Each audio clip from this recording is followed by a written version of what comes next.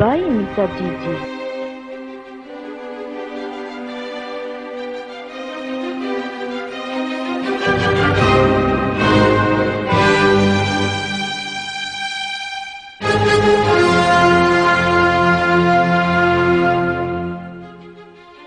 Atompoko ny raketako ny teninao mba tsy hanontako aminao.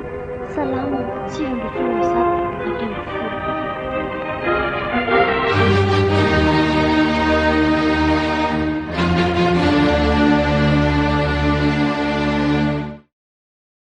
Afaka nandeha tany amin'ny dramatosarika tany ihany ka ndry androany namangy azy.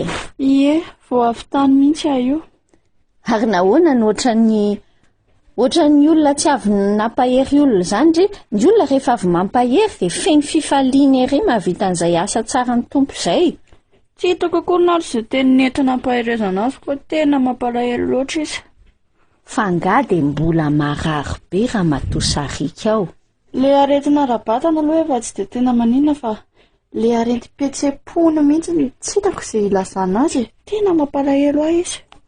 Ay, misy hoe arety petse-po mihitsy.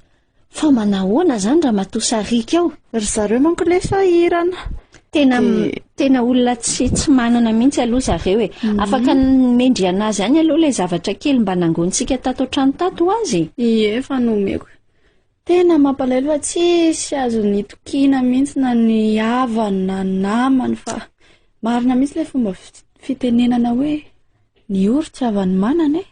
Zay aloha dia tena fahendren'ny tolo nandinika ny zava-misy ao amin'ny fiarahamonina zay mihitsy tokoa rehefa mahantra tsy dia manana ohatran'ny ramatosarika ireny dia tsy dia ohatran'ny mahatsapa ho voelikilika be zany izy ao sa hoe manao tena izay mihitsy ny tsapany sady izy ary ohatran'ny hoe mametsinan'Andriamanitra amin'ilay zavatra miseho zany. Zay kosa aloha hitako ny mety ho problema olan'ny ramatosarika amin'izany. Ary mila ampahirezintsika mihitsy izy mba hijery an'ilay zava-mitranga amin'ny fiainany amin'ny masoafa fa fahasoavana nge io zavatra miseho amin'ny fiainany io e. Fahasoavana ahoana? Fantrana ve dia fahasoavana? Ny mamono koa fahasoavana daholo izao zavatra rehetra izao. Ka zany lazay ny tenin'Andriamanitra. Tsika roa ary tsika rehetra mihitsy mila mianatra amin'ireny.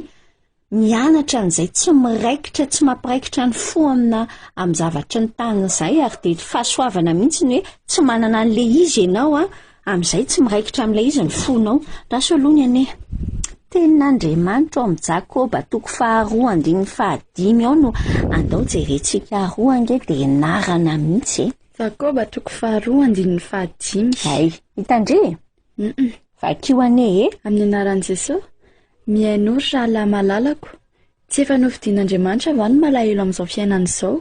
Ho mpanan-karena amin'ny finoana sy ho mpandovan'ny fanjakana nolazainy omena izay tia azy. Hitandry zany lazaiko andry tena fahasoavana mihitsy toerana misy andry ramatosarika io. Ary tsika ara mila mianatra an'izay toe-po hoe ay ve ny malahelo le tsy manan-javatra ireny nofidian'Andriamanitra lay tahaka ny hoe mahantra eo amin'ny fiainany. Nofidian'Andriamanitra ireny ho mpanan-karena amin'ny finoana sy ho mpandovan'ny fanjakana nolazain'Andriamanitra omenany izy. Omena izay tia azy.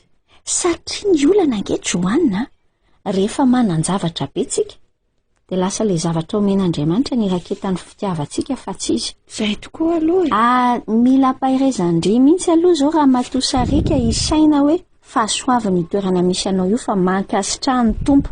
Fa isika rehetra raha hiara-hianatra aminy satria le tenin'ny tompo miteny hoe tsy efa novidian'Andriamanitra va ny malahelo amin'izao fiainana izao? Ho mpanan-karena amin'ny finoana sy ho mpandovan'ny fanjakana nolazainy omena izay tia azy. Lalina be aloha raha efa tsy manana eto amin'izao fiainana izao nefa mbola tsy hanana ny finoana ny tompontsika ihany koa. Zay vao tena hoe mahantra. Zany ny mahantra, izay ny tena mahantra indrindra eto tany.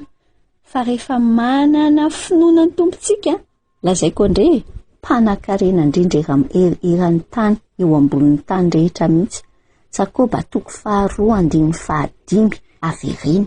Tsy efa novidian'Andriamanitra va ny malahelo amin'izao fiainana izao? Ho mpanan-karena amin'ny finoana sy ho mpandovan'ny fanjakana nolazainy omena izay tia azy.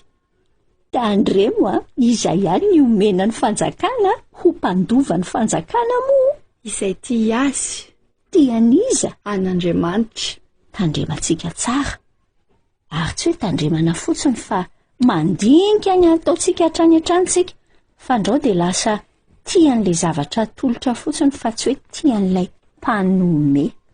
Jakoba 4:25 manambara hoe tsy efa nofidian'Andriamanitra va ny malahelo amin'izao fiainan'izao ho mpanan-karena amin'ny finoana sy ho mpandova ny fanjakana no lazaina omena izay tia azy. Jakoba 4:25 tsy efa nofidian'Andriamanitra va ny malahelo amin'izao fiainan'izao ho mpanan-karena amin'ny finoana sy ho mpandova ny fanjakana no lazaina omena izay tia azy.